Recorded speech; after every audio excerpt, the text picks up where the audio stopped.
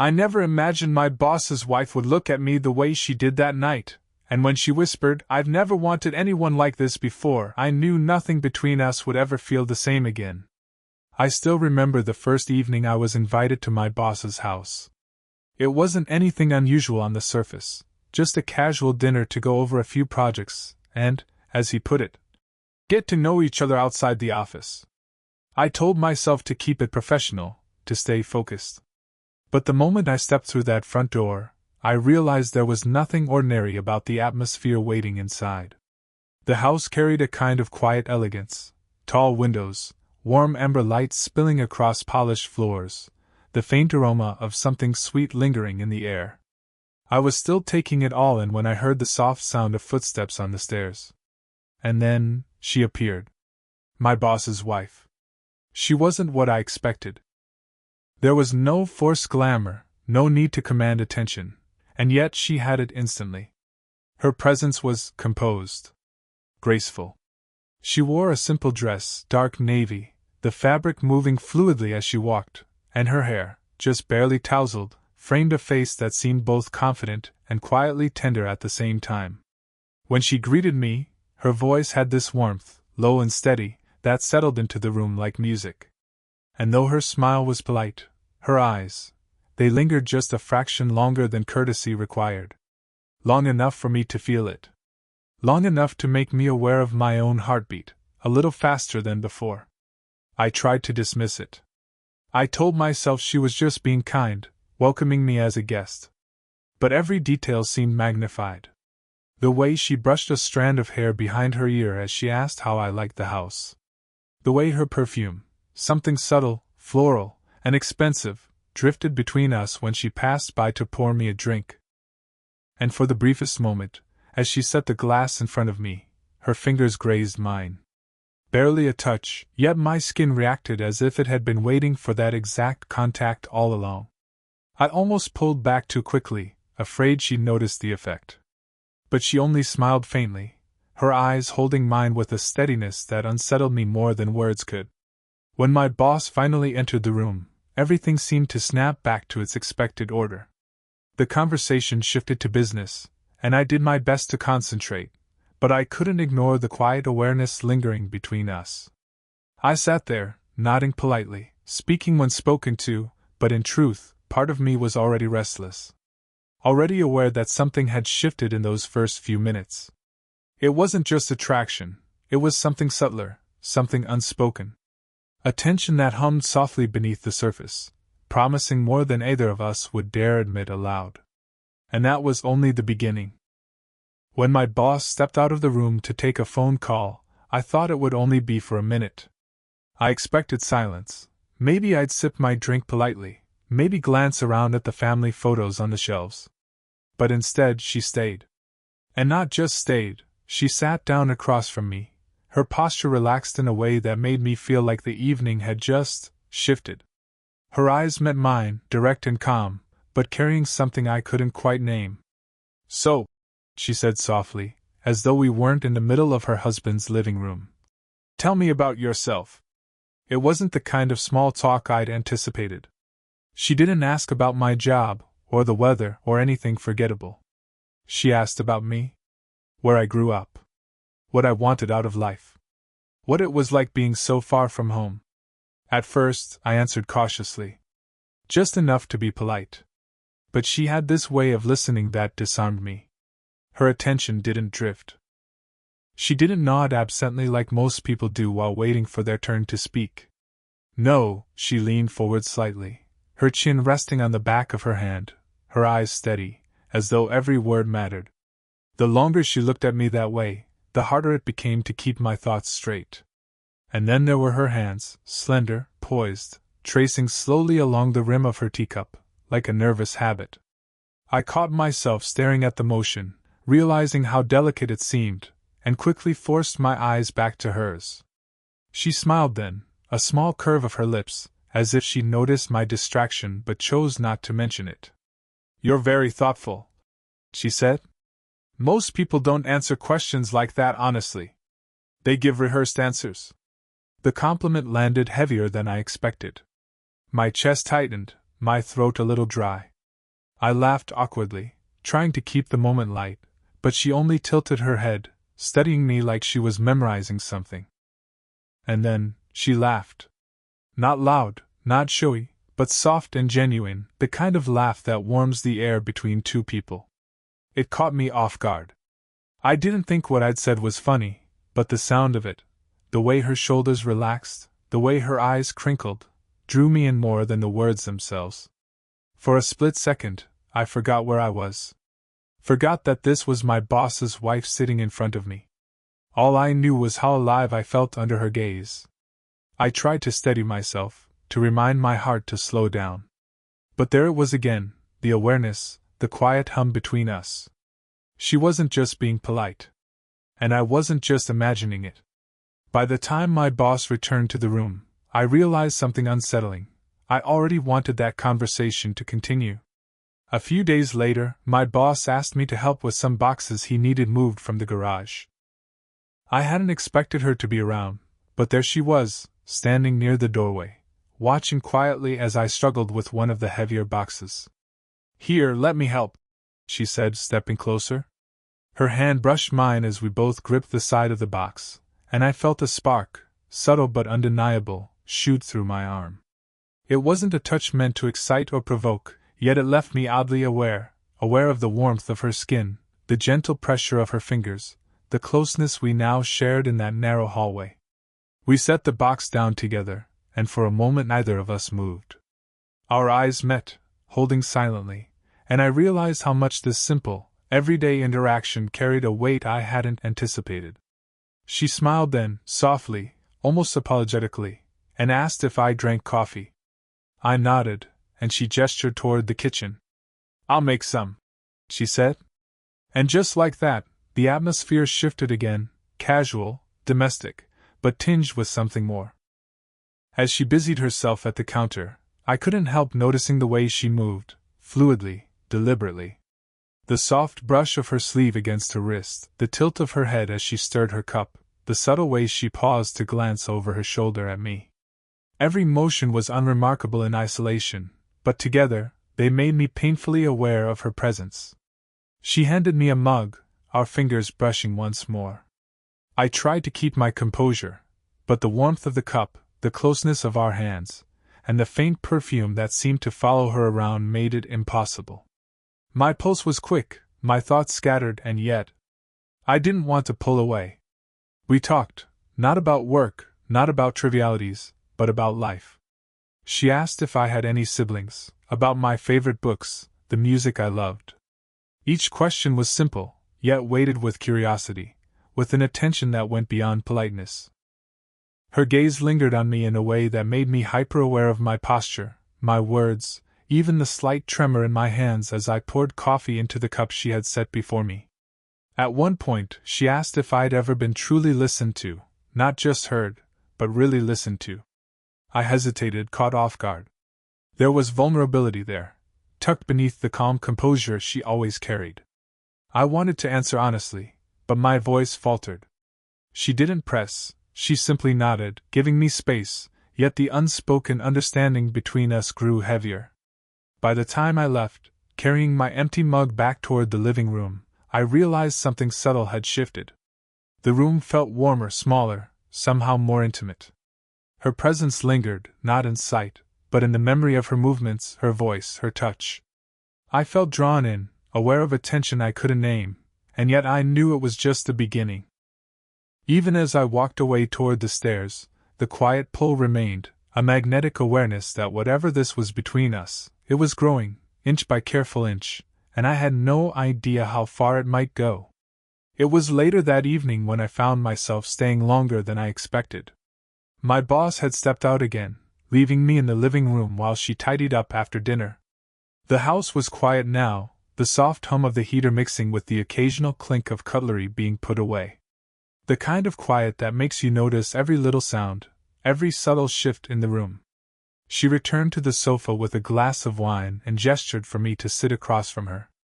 I hesitated, aware of the distance the couch offered, yet something in her presence invited me closer, not physically, but in attention, in openness. She lifted her glass, her fingers lightly brushing the rim, and sighed almost imperceptibly. "Do you ever feel unseen?" she asked, her voice barely above a whisper. Her eyes met mine, steady and searching, but there was a vulnerability there that took my breath away.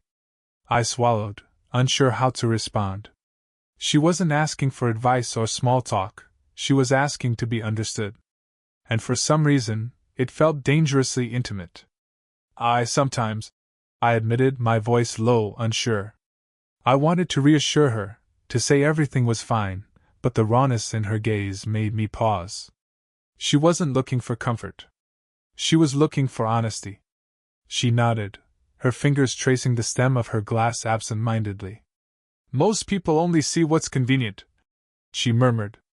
"They don't notice the quiet parts, the little cracks that make you human." Her eyes flicked to mine for a fraction of a second longer, as if testing whether I could see beyond the surface. And I did.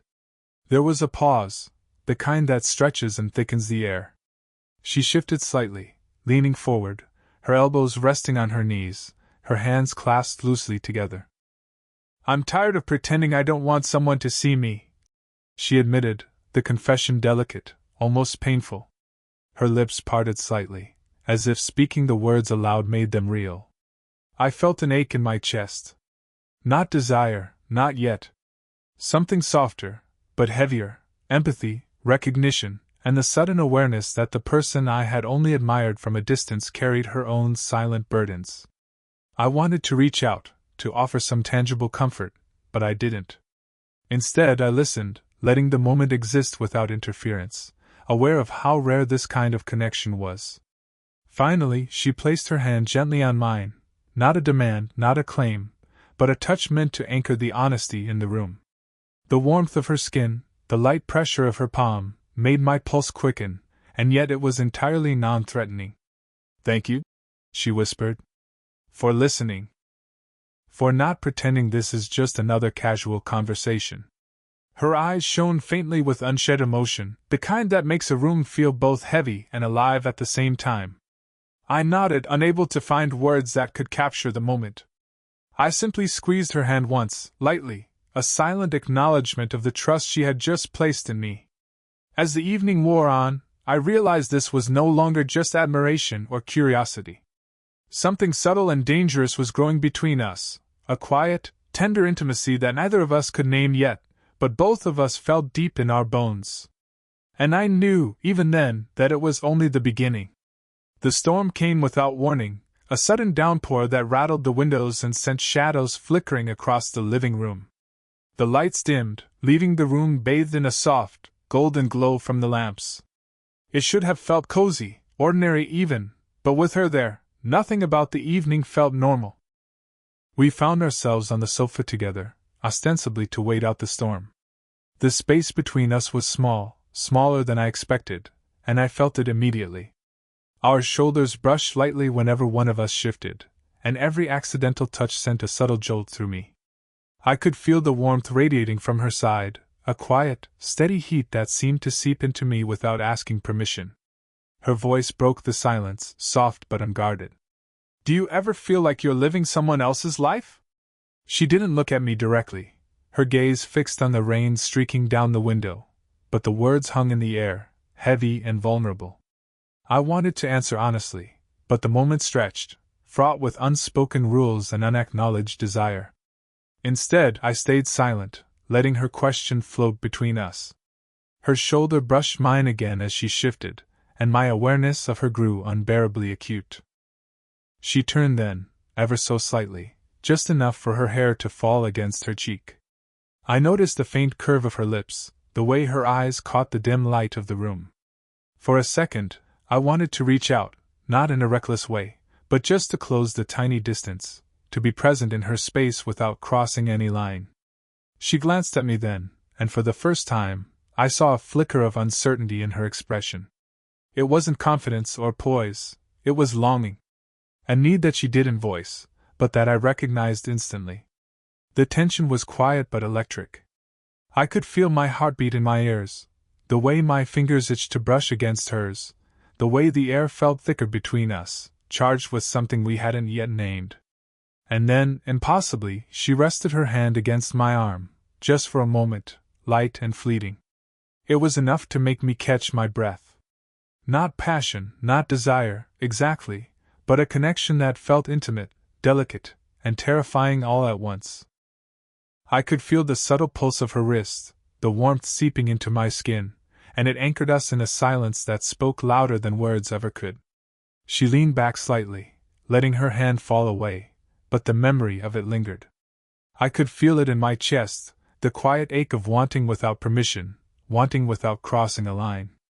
The rain outside softened, pattering gently against the glass, and for a moment, the world seemed to shrink to just the two of us, the sofa, the storm, the golden glow of the room, and the unspoken tension that made every glance, every slight movement feel like a confession.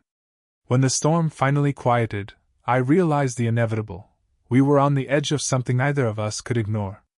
Something tender, electric, and fragile, a slow-burning pull that demanded recognition, even if either of us was ready to name it aloud. And in that quiet, fleeting intimacy, I understood that our connection had changed forever. The storm had finally softened, leaving the world outside blurred and dripping with the gentle aftermath of rain.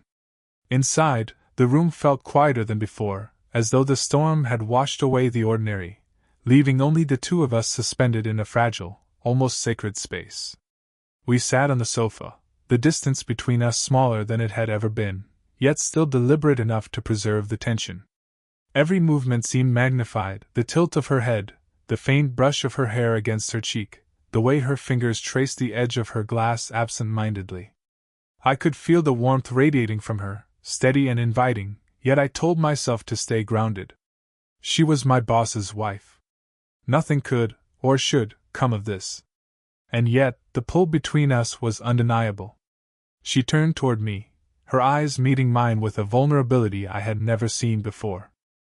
Her lips parted slightly, and for a moment I thought she might speak about the storm or the dinner, but the words she chose cut deeper than anything else could. "I've never wanted anyone like this before," she whispered. The air between us thickened. It wasn't a declaration of reckless passion. It wasn't loud or demanding. It was quiet, trembling, almost afraid. And yet, it carried a weight that made my chest tighten, a combination of shock, recognition, and something dangerously tender. I couldn't speak at first. My mind spun, trying to reconcile the woman in front of me with the words she had just spoken. Desire? Perhaps.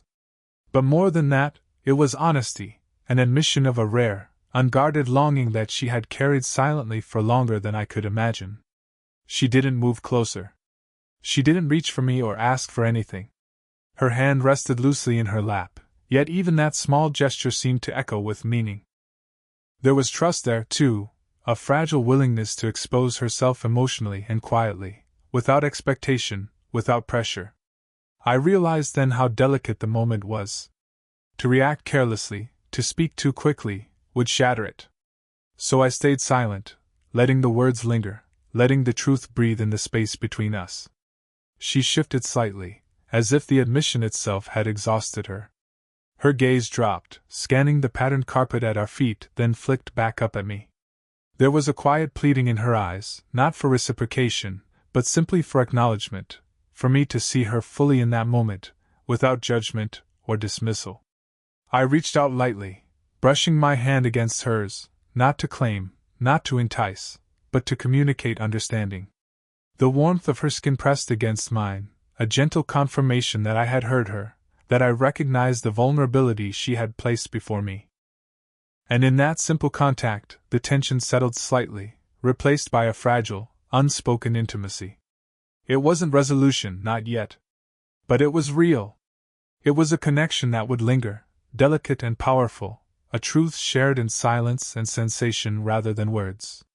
For the first time, I understood the depth of what had been building between us, a pull that neither of us could fully name, but that would shape everything from that night onward. The storm had passed completely now, leaving the night outside quiet and damp, the streets gleaming under the soft glow of streetlights. Inside, the house felt still, almost sacred, as if it were holding its breath after the intensity of what had just passed between us. I knew it was time to leave, though either of us spoke it aloud. I rose slowly, feeling the weight of every glance, every brush of proximity, every lingering moment that had stretched between us like a fragile thread. She followed me toward the door, her steps soft, measured, as though trying to prolong a moment that both of us knew could not last forever. When we reached the entryway, she paused. The space between us was intimate, close enough that I could feel the warmth radiating from her, yet respectful enough to honor the boundary we had never crossed. Her eyes met mine, steady and searching, and I could see in them a mixture of emotions, longing, hesitation, and a quiet acknowledgement of the truth we had shared. "Thank you," she said softly, her voice barely above a whisper. There was no explanation, no confession, no expectation, just gratitude, pure and simple, for having been present, for having listened, for having existed as a witness to her vulnerability.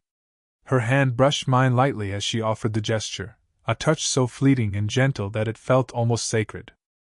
My fingers lingered against hers for a heartbeat longer than necessary, feeling the warmth and softness, the unspoken acknowledgement of everything we had felt but could not claim. In that moment, I understood completely. The depth of our connection did not require words, did not demand possession, and did not hinge on crossing a line we both knew we must respect.